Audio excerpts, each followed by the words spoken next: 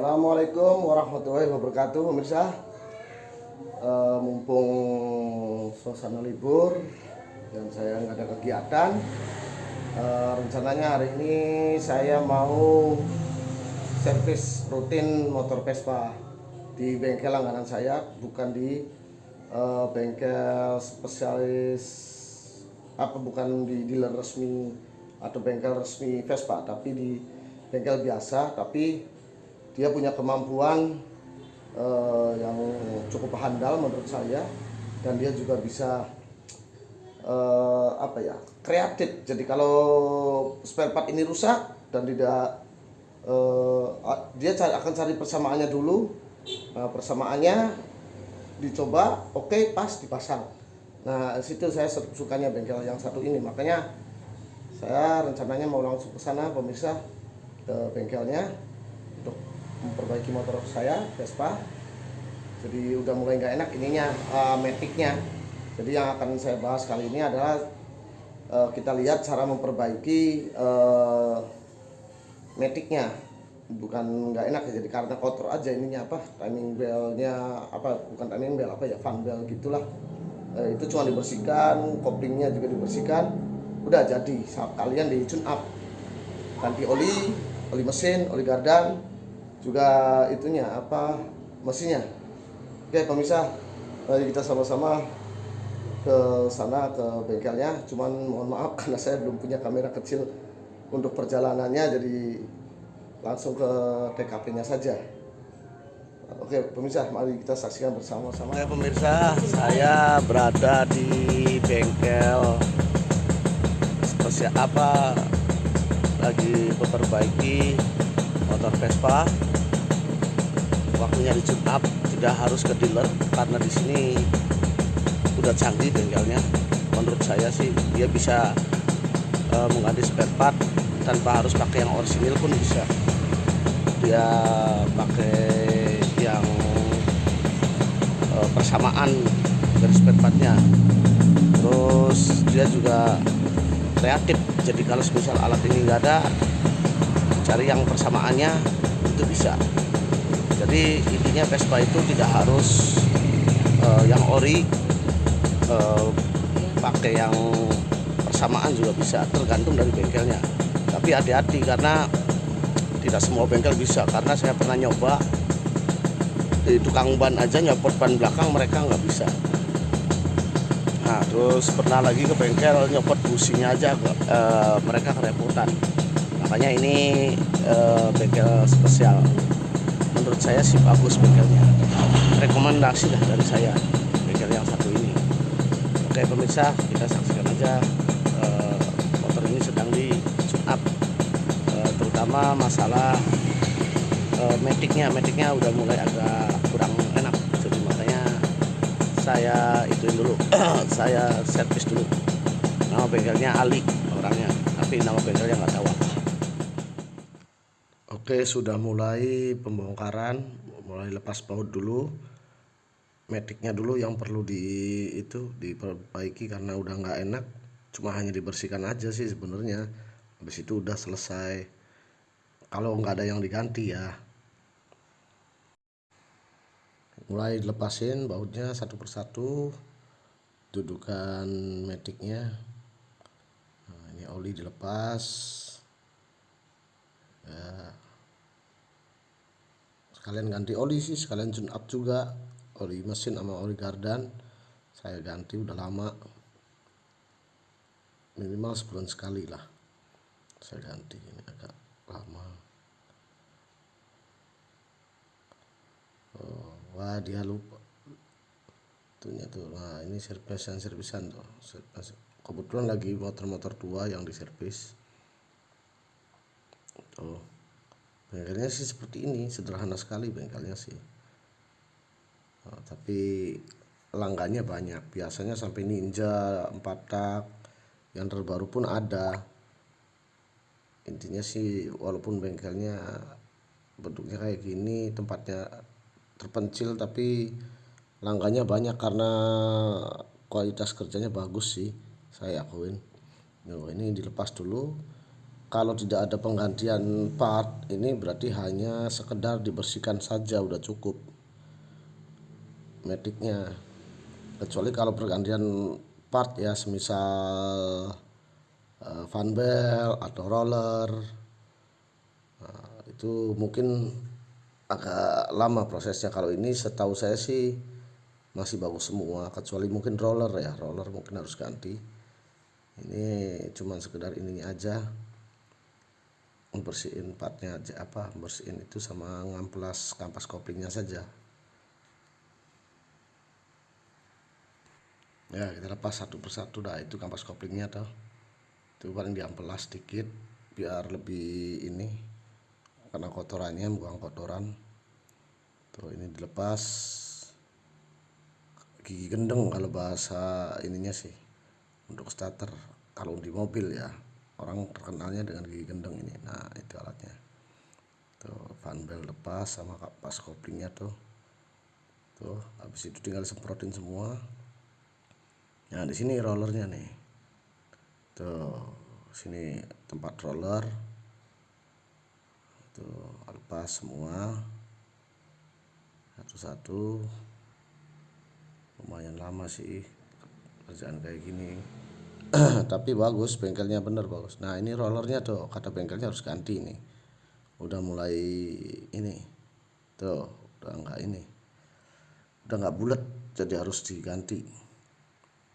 Cuman karena spare partnya ini susah di daerah saya, ada sih ada, cuman jauh dari tempat sini, jadi makanya sementara hanya dibersihkan aja dulu, masih kuat. Nah, fan belt masih bagus, masih cukup bagus. Oke. Tuh pemirsa, ini udah dibongkar posisi metiknya. Tadi dibilang rollernya harus ganti, jadi nanti coba saya cari online, mungkin besok lusa saya harus kesini lagi. Rollernya ini aslinya lumayan nih harganya nih kalau yang ori ini. Nah, kalau di online cari persamaan itu kalau nggak salah harganya 110 ya. Ini pakai punya Yamaha M3 kalau nggak salah, bukan bawaan Vespa. Kalau bawaan Vespanya itu harganya 450-an kalau nggak salah. Tuh pakai ini, ada mereknya nih. Tuh pakai ini. Ini murah, harganya cuma 150-an kalau nggak salah. Kalau pakai Vespanya 450 kalau tidak salah, saya juga nggak tahu pasti.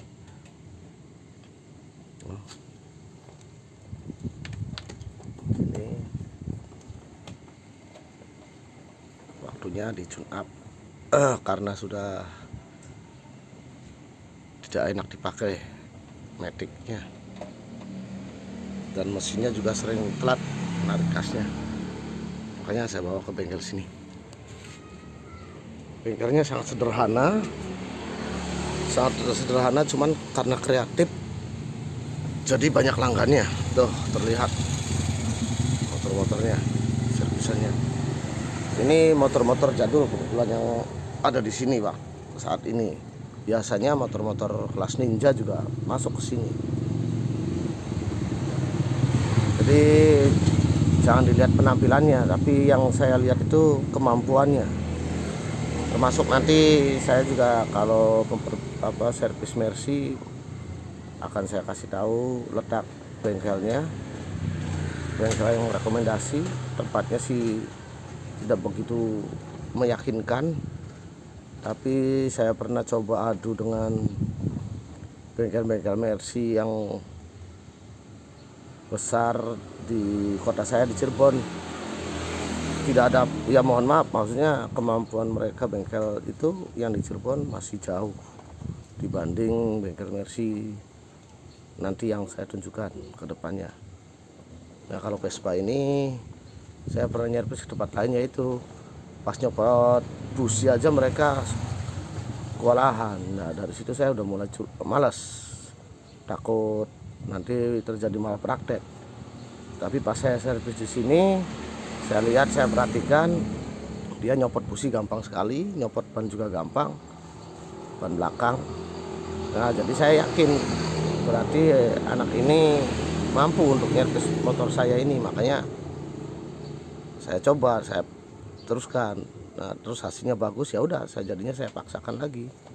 Bukan saya paksakan, jadi langganan saya jadinya. Karena saya nggak lihat tempat, yang saya lihat adalah kemampuan dari si mekaniknya.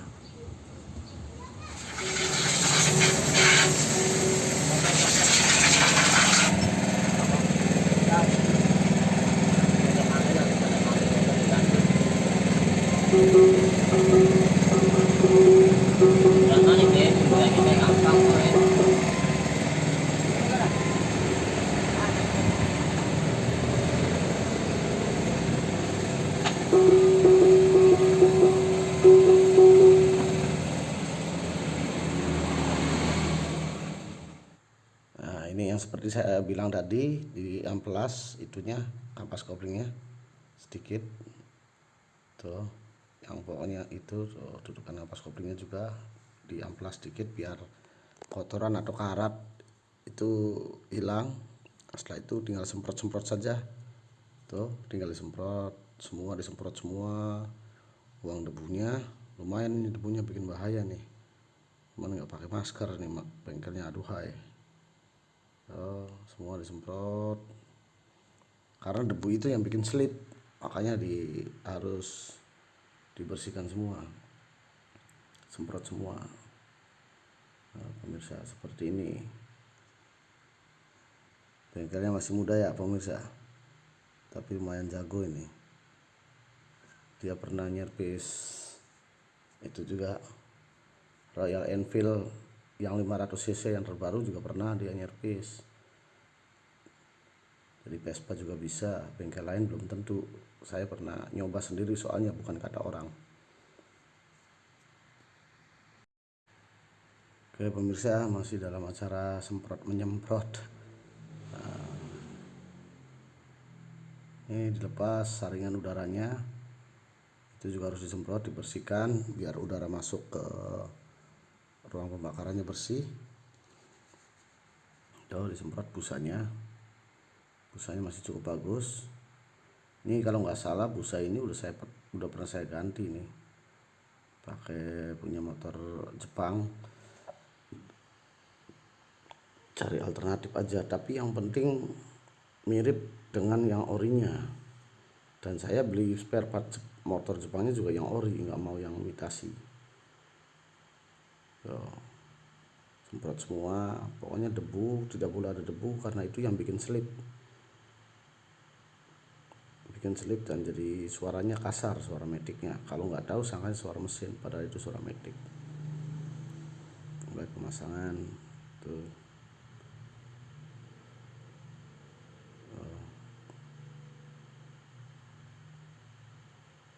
Terampil tuh yang kaos merah itu anak buahnya masih SMA, sambil sekolah sambil kerja, bagus tuh, mantap belajar. Itu sedang nyervis Yamaha RX Special. Nah, tuh itu juga tuh dibersihkan semua harus bersih, pokoknya harus tidak ada debu, karena debu itu yang bikin slip. Dibersihkan semua. Jadi intinya nyervis Vespa itu nggak terlalu inilah menurut saya sih. Kalau kata orang susah itu sebenarnya asal ketemu mekanik yang bisa, yang handal, itu bisa, tidak mengeluarkan biaya banyak. Karena spare part juga cari persamaan juga masih bisa kok, tidak harus ori. Ini buktinya motor saya juga banyak yang pakai persamaan, kayak fan belt tadi, filter udara itu juga pakai ini persamaan. Roller juga saya biasanya pakai persamaan, bukan roller aslinya, karena harganya mahal kalau asli Vespanya. Jadi yang penting pemirsa, kembali saya ingatkan, cari mekanik yang benar-benar handal. Kita coba dulu ke mekanik mekanik lain dulu. Cukup nyobanya dengan cara minta nyopot ban belakang atau ganti busi dari Vespa. Kalau bengkel yang belum pernah nanganin Vespa yang terbaru, Vespa Matic, dia pasti kewalahan nyopot itunya, ban belakang sama nyopot ini busi, karena itu kuncinya satu spesial. Terus kedua juga kalau nggak ngerti nyopot ban belakang itu biasanya nyopot knalpot dulu, dan nyopot knalpot kuncinya juga agak susah. Udah mulai pemasangan, pasang ini, fan belt sudah terpasang, kapas kopling sudah, tinggal pasang cover. Dia aja agak kewalahan masangnya tuh. Tapi setelah ini biasanya enak, larinya terus adem motor tuh biasanya kalau udah dibersihin maticnya tuh, CVT ya, CVT-nya itu udah enak, motor halus jadinya. Waktu stasioner juga nggak ada suara tek atau apa, itu pada bukan dari mesin ya, tapi dari CVT juga bisa itu. Jadi jangan menjas bahwasanya mesinnya yang rusak ya, belum tentu pemirsa. Oke, sudah mulai dipasangin semua, ini tinggal ganti oli sama tune up.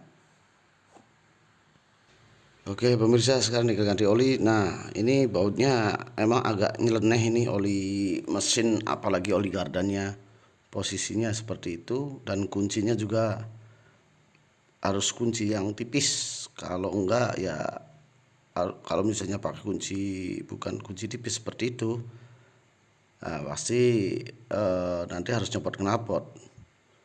Kalau kuncinya tipis seperti itu dia bisa masuk. Tuh, olinya udah mulai hitam, agak kental. Terganti olinya 1100 ml ya, atau seliter lebih,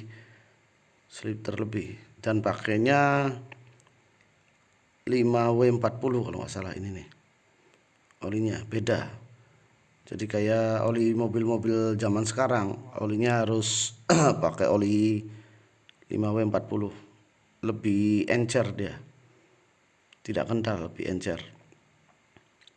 Nah, ini kita itu dulu, piringkan dulu seperti itu pemirsa. Oke pemirsa, seperti itu. Sekarang tinggal ganti oli gardan pemirsa. Letaknya juga agak repot tuh, di situ posisinya saya nggak bisa ngezoom karena takut mengganggu mekaniknya, makanya saya syutingnya dari sini, saya shoot dari agak jauhan, pokoknya daerah situ. Barangkali pemirsa mau nyoba nggak apa-apa. Di situ ada 3 baut kalau nggak salah, paling atas ya. Kalau nggak tiga-tiganya aja dicoba, dicopot kalau penasaran. Di antara 3 baut itu, ini juga bengkel ini lupa, mekanik ini lupa yang mana.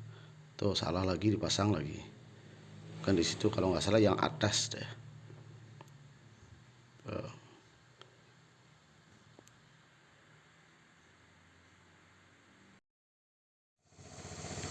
Oke pemirsa, nih motor udah jadi, udah saya bawa pulang. Suaranya, suara ininya CVT-nya halus, mesin juga halus. Ini tadinya ada suara cek seperti itu, jadi kesannya suara mesin, padahal itu dari CVT-nya. Nih motornya udah ada di rumah pemirsa.